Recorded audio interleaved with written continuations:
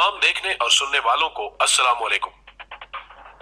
दोस्तों, जब हम कुरान मजीद का मुतालिया करते हैं तो हम पर खुलता है कि जमाना कदीम में बनी इसराइल एक ऐसी कौम थी जिसको अल्लाह ताला ने बेशुमार नेमतों और बरकतों से नवाजा था, लेकिन वो अपनी हट धर्मी की वजह से बिल आखिर रांदा दरगाह हो गई।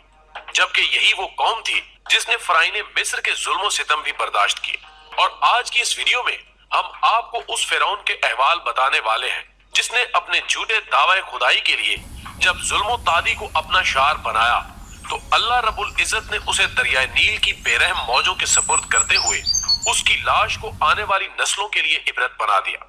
जिसके मुतालिक कहा जाता है कि न सिर्फ इसकी लाश पर वक्त के साथ साथ गोश्त का इजाफा होता है, बल्कि हर साल एक मखसूस दिन को उस पर चूहे छोड़े जाते हैं ताकि वो फालतू गोश्त से अपने मैदे की ज़ियाफत कर सके। असल मौजू की तरफ बढ़ने से कबल अपने नए शामिल होने वाले दोस्तों से दरखास्त करेंगे कि वो पहले चैनल को सब्सक्राइब करते हुए साथ मौजूद घंटी के बटन को भी दबा दें। ख्वातीनो हज़रात,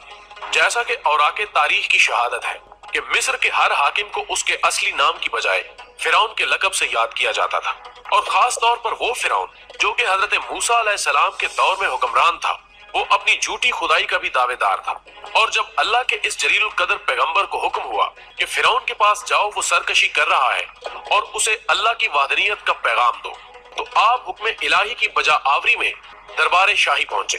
और मनसब नबूवत अदा किया। तो उस बदबख्त ने हिदायत कबूल करने की बजाय मजीद सरकशी इख्तियार कर ली और कहा कि नाउज बिल्ला ये जादूगर है, और फिर उसने उस दौर के नामवर जादूगरों को आपके मुकाबले के लिए तलब किया, जिन्होंने इस शैतानी इल्म के जोर पर जब अपनी रस्सियां आपके सामने फेंकी तो वो सांपों का रूप धार गई, जिस पर हुक्म इलाही आया कि मूसा अपना आसा इनके सामने फेंक दो। और जो ही आपने अपना आसा मुबारक जमीन पर फेंका तो वो एक अजदहे की सूरत इख्तियार करके उन सब सांपों को निगलने लगा। इस अमल को देखते हुए जादूगर जान गए कि ये हरगिज जादू नहीं बल्कि कोई आसमानी कुव्वत है जो हजरत मूसा अलैहिस्सलाम के साथ है। सो उन्होंने वहीं तौबा करते हुए दीन मूसा को कबूल कर लिया, जिस पर फिरौन ने सीख पा होते हुए कहा कि मैं तुम्हें आग के अजाब से डराता हूँ। लेकिन उन जादूगरों ने अपने फैसले से पसपाई इख्तियार करने से इनकार कर दिया और वो ना सिर्फ जनाबे मूसा बल्कि आपके पैरोकारों का भी जानी दुश्मन बन गया। नाज़रीन गिरामी, शायद हमारे बहुत से दोस्त इस हकीकत से भी आगाह होंगे कि हिकमत खुदाबंदी की बदौलत आपकी परवरिश भी उसी फिरौन के यहाँ हुई थी। बल्कि एक दफा जब आपने अपने बचपन में उसकी दाढ़ी को पकड़कर खींचा, उसने कहा कि मुझे गुमान होता है कि ये वही बच्चा है जो आगे चलकर मेरी सल्तनत का दुश्मन और इसकी तबाही का बायस हो सकता है। लेकिन हजरत आसिया जो उसकी ज़ौजे मोहतरमा थी और जिन्होंने आपको गोद ले रखा था,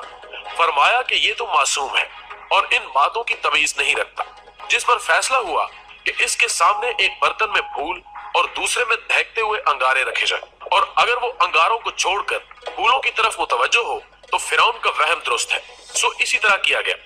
और जब वो बर्तन आपके सामने रखे गए तो आपने आग का एक अंगारा उठाकर अपने मुंह में डालने की कोशिश की, जिससे ना सिर्फ आपका हाथ जल गया बल्कि जुबान मुबारक भी मुतासिर हो गई, जिसकी वजह से ताउम्र बोलने में आपको मुश्किलात पेश आती रही।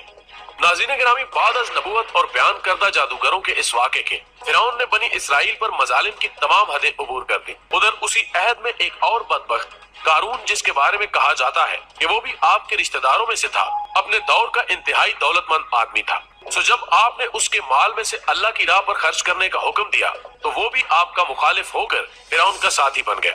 जिसके बारे में मोतबर तरीन शहादतें हैं कि जनाबे मूसा के हुक्म से जमीन ने इसको इसके खजानों समेत निगल लिया,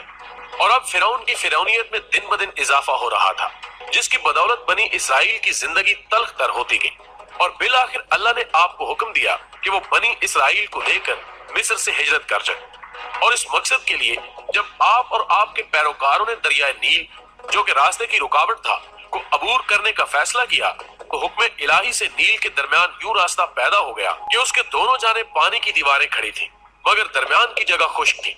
जहां से गुजरकर बनी इसराइल बखैरियत पार उतर गए। जबकि उसी दौरान फिरौन वक्त भी अपने साथियों समेत नील के किनारे पर पहुंच चुका था। उसने भी इस रास्ते को देखते हुए अपने साथियों को हुक्म दिया कि वो इसके साथ इसमें उतर जाए। तो जब वो अपनी इस तजवीज पर अमल करते हुए नील में उतरा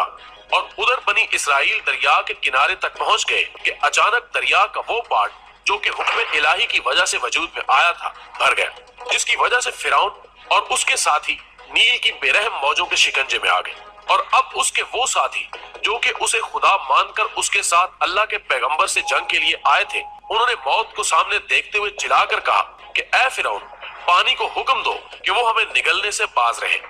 लेकिन इस मौके पर वो देखकर हैरान रह गए कि फिरौन जो कि खुद मौजों के थपेड़ों की जद में था, न सिर्फ अपनी जान बचाने के लिए हाथ पांव मार रहा था, बल्कि चिल्ला चिल्ला कर कह रहा था कि मूसा मुझे बचाओ, मैं तुम्हारे खुदा को तस्लीम करने का ऐलान करता हूँ। और इस मंजर को कुरान मजीद ने क्या ही खूबसूरत अंदाज में बयान किया है कि हम बनी इसराइल को पानी से निकाल कर ले गए जब फिरौन और उसके लश्कर जुल्म की नीयत से उनके ताक़ुब में चले। हत्ता कि फिरौन डूबने लगा तो उसने पुकार कर कहा कि मैं भी बनी इसराइल के रब पर ईमान लाता हूँ। लेकिन अब ईमान लाने का वक्त गुजर चुका था। सो जनाबे मूसा ने कहा कि इससे पहले कि तू सरकश और जालिम था, लिहाजा अब तौबा का वक्त गुजर चुका है। मजीद अल्लाह ताला फरमाते हैं कि हम अब तुम्हारी लाश को ही बचाएंगे ताकि तुम दूसरों के लिए सामान्य इबरत बन जाओ। और अगरचे बहुत से इंसान ऐसे हैं जो हमारी निशानियों से गफलत बरतते हैं। प्यारे दोस्तों, इस कुरानी हवाले के मुताबिक ये बात बिल्कुल वाज़ेह हो जाती है कि इसका जिस्म आने वाली नस्लों के लिए बतौर इबरत महफूज कर लिया गया है, जो कि 1898 में दरियाए नील के किनारे वादी शामू से एक हनूदशुदा लाश की सूरत में मिला, जिसको बाद अज़ां काहिरा मुंतकिल कर दिया गया। और उस वक्त से लेकर अब तक फिरौने वक्त की ये ममी कायरा के अजायब खाने में दुश्मनाने खुदा के लिए सामान्य इबरत के तौर पर मौजूद है, जिसका सर और गर्दन अगरचे सामने है मगर जिस्म का बाकी हिस्सा कपड़े में मलबूस है। इस बदबख्त की लाश पर मजीद तहकीक के लिए एक शोरा आफाक डॉक्टर मॉरिस ने इसके जिस्म के बाकी हिस्सों की भी तस्वीर ली और इसकी मौत के असबाब तलाश करने की कोशिश की। लेकिन बाद अज़ां इसकी लाश को फ्रांस भी ले जाया गया, जिसके बाद तमाम तहकीकात की रोशनी में ये बात सामने आई कि इसकी मौत की वजह अगरचे घर के आब होना ही था, ताहम फौरी सबब इसके सर में लगने वाली वो चोट थी जो इसकी पेशानी पर लगी और वो जहन्नुम का रिस्क बन गया। जबकि ये चीज भी सामने आई कि इसकी लाश ज्यादा अरसे पानी में मौजूद न रही, बल्कि इसे निकाल कर हनूद कर दिया गया।